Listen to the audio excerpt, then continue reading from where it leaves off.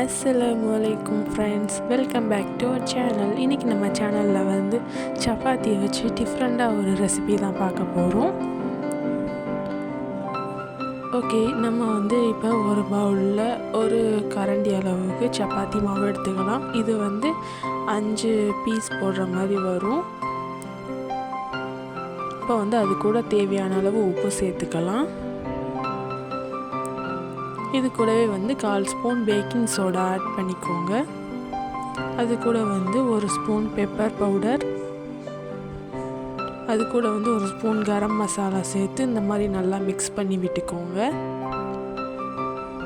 அப்புறம் அது கூடவே வந்து நம்ம சப்பாத்திக்கு மாவு பிசைகிறதுக்கு 1 ஸ்பூன் அளவுக்கு எண்ணெய் விட்டுக்கலாம். இப்போ வந்து அது கூட புதினா மல்லி வந்து ஆட் பண்ணிக்கலாம்.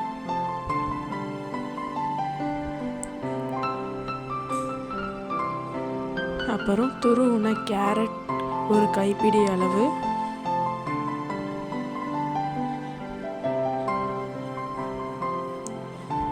அப்புறம் துருவின வெங்காயம் ஒரு கைப்பிடி அளவு சேர்த்துக்கலாம். எல்லாம் சேர்த்து நல்லா பிசைஞ்சு விட்டுக்கோங்க. இது கூடவே வந்து கொஞ்சம் கொஞ்சமாக தண்ணி விட்டு சப்பாத்திக்கு மாவு பிசைகிற மாதிரி நல்லா பிசைஞ்சு வச்சுக்கலாம்.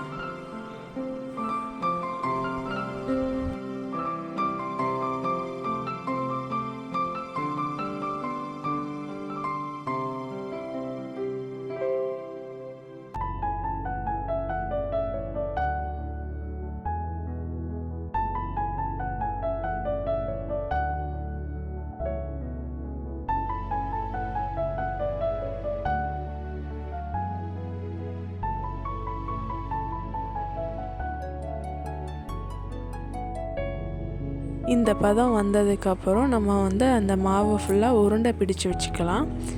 இது வந்து ஒரு அரை மணி நேரம் கிட்ட ஊறட்டும். இப்போ நம்ம வந்து சப்பாத்தி கல்லில் வந்து ஒரு கொஞ்சமாக எண்ணெய் தடவி சப்பாத்தி வந்து தேய்க்கிற மாதிரி தேய்ச்சி வச்சுக்கலாம்.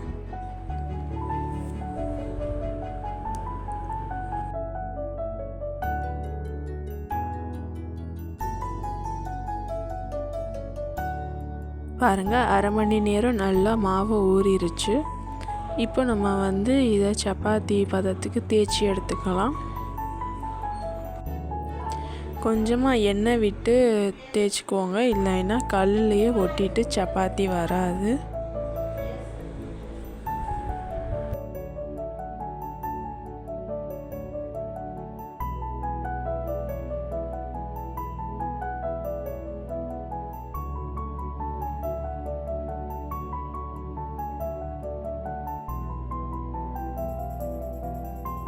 இந்த மாதிரி ஸ்டவ் ஆன் பண்ணி கல்லை ஹீட் பண்ணிவிட்டு நம்ம தேய்ச்சி வச்சுருக்க சப்பாத்தியை வந்து போட்டுக்கலாம். அது கூடவே வந்து சுற்றி லைட்டாக எண்ணெய் விட்டுக்கோங்க. 2 நிமிஷம் இந்த மாதிரி வெந்ததுக்கப்புறம் திருப்பி போட்டுக்கலாம்.